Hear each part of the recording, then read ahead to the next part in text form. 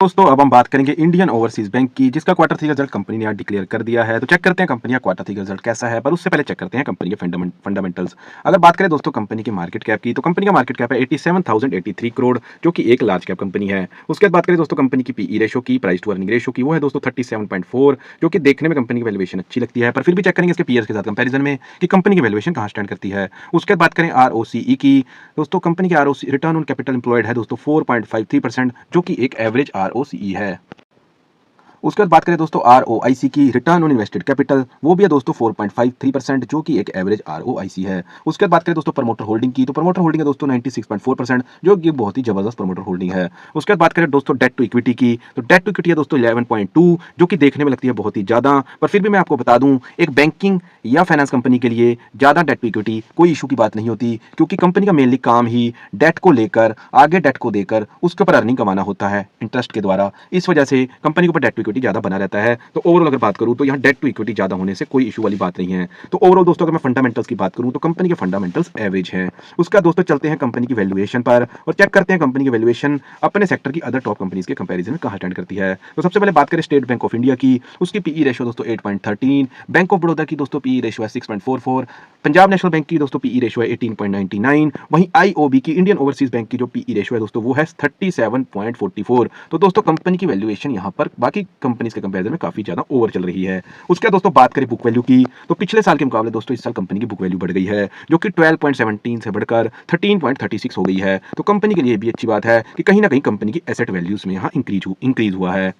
उसके बाद दोस्तों फाइनली चलते हैं क्वार्टर रिजल्ट पर, जिसके लिए मेनली हमने वीडियो बनाया है, और देखते हैं कंपनी ने अपने क्वार्टर थ्री के रिजल्ट में कैसे नंबर यहाँ पर डिक्लेयर किए हैं। तो सबसे पहले बात करें दोस्तों रेवेन्यू की, तो पिछले क्वार्टर में कंपनी ने रेवेन्यू डिक्लेयर किया था दोस्तों वो था 5,821 करोड़ का, जो कि इस क्वार्टर के अंदर दोस्तों बढ़कर 6,176 करोड़ का हो गया है। तो क्वार्टर ऑन क्वार्टर कंपनी ने यहाँ रेवेन्यू में ग्रोथ दिखा दी है। उसका देख लेते हैं दोस्तों क्या रेवेन्यू के साथ साथ कंपनी ने नेट प्रॉफिट में भी ग्रोथ दिखाई है। तो बिल्कुल दोस्तों यहाँ quarter on quarter net profit में भी ग्रोथ आ गई है, जो कि 625 करोड़ से बढ़कर 723 करोड़ यहाँ पर नेट प्रॉफिट हो गया है। तो कंपनी का क्वार्टर ऑन क्वार्टर रिजल्ट की बात करें तो काफी ज्यादा अच्छा यहाँ पर क्वार्टर ऑन क्वार्टर रिजल्ट है, क्योंकि रेवेन्यू में भी कंपनी ने क्वार्टर ऑन क्वार्टर ग्रोथ दिखाई है और नेट प्रॉफिट में भी कंपनी ने क्वार्टर ऑन क्वार्टर ग्रोथ दिखाई है। उसके बाद दोस्तों देख लेते हैं year on year quarterly result. तो देखते हैं कंपनी ने पिछले साल के मुकाबले एक साल के बाद यहाँ पर कैसे नंबर्स डिक्लेयर करे हैं। तो सबसे पहले बात करें दोस्तों रेवेन्यू की, तो पिछले साल इसी क्वार्टर के अंदर जो कंपनी ने रेवेन्यू जनरेट किया था वो दोस्तों जनरेट किया था 5,056 करोड़ का, जो कि इस साल इस क्वार्टर में बढ़कर 6,170 करोड़ का हो गया है। तो दोस्तों यहाँ क्वार्टर ऑन क्वार्टर भी रेवेन्यू में ग्रोथ थी और year on year quarterly revenue में ग्रोथ है।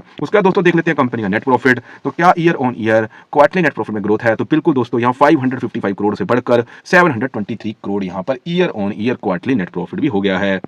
तो दोस्तों ओवरऑल अगर मैं बात करूं कंपनी के क्वार्टर रिजल्ट की, क्वार्टर थ्री के जो नंबर्स कंपनी ने डिक्लेयर करे हैं वो काफी ज्यादा शानदार और पॉजिटिव रिजल्ट यहां पर कंपनी ने पेश किया है, क्योंकि कंपनी ने रेवेन्यू में भी क्वार्टर ऑन क्वार्टर ग्रोथ दिखाई है, नेट प्रॉफिट में भी क्वार्टर ऑन क्वार्टर ग्रोथ दिखाई है, और year on year quarterly revenue में भी ग्रोथ दिखाई है, और year on year quarterly net profit में भी ग्रोथ दिखाई है। तो ओवरऑल दोस्तों क्वार्टर थ्री का जो रिजल्ट था वो काफी ज्यादा पॉजिटिव है। उसके बाद दोस्तों चल लेते हैं देख लेते हैं कंपनी का कैश फ्लो। तो दोस्तों यहाँ पर कंपनी का जो कैश फ्लो ऑपरेटिंग एक्टिविटी है वो मार्च 2022-23 के बाद नेगेटिव है। यहाँ पर कैश फ्लो कंपनी का नेगेटिव है, पर फिर भी मैं आपको बता दूं कि एक बैंकिंग या फाइनेंस कंपनी के लिए नेगेटिव कैश फ्लो कोई इशू वाली बात नहीं होती, क्योंकि कंपनी का मेनली काम ही अपने कैश को देकर उसके ऊपर इंटरेस्ट लेना होता है, इंटरेस्ट की अर्निंग करनी होती है। इस वजह से जो कंपनी का कैश फ्लो है वो हमेशा ही आउटफ्लो करता है और कंपनी की बुक्स में कैश फ्लो यहाँ पर नेगेटिव दिखाई देता है। तो बैंकिंग या फाइनेंस कंपनी के लिए नेगेटिव कैश फ्लो कोई इशू वाली बात नहीं है। उसके बाद बात करें दोस्तों कंपनी के शेयर होल्डिंग पैटर्न की, तो दोस्तों यहाँ कंपनी के प्रमोटर्स की जो होल्डिंग है वो 96.38% है, और जो पिछले कई सालों से सेम प्रमोटर होल्डिंग यहाँ बनी हुई है। तो प्रमोटर्स को अपनी कंपनी के अंदर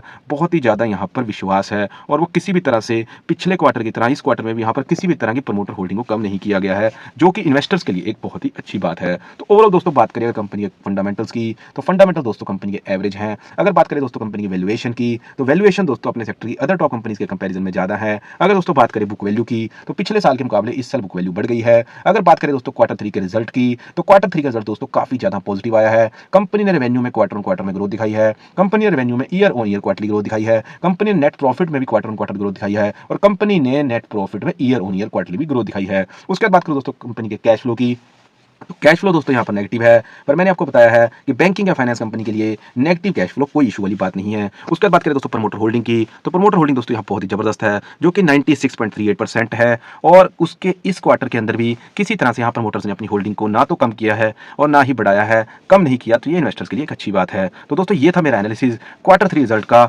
इंडियन ओवरसीज़ बैंक का। बाकी आपको मेरी वीडियो कैसी लगी, आप हमें कमेंट सेक्शन में बता सकते हैं। अगर दोस्तों वीडियो अच्छी लगी तो मेरी वीडियो को लाइक करें और आगे भी आप कंपनीज़ के सही क्वार्टरली रिजल्ट का एनालिसिस देखना चाहते हैं तो मेरे चैनल को सब्सक्राइब करें। Thank you very much.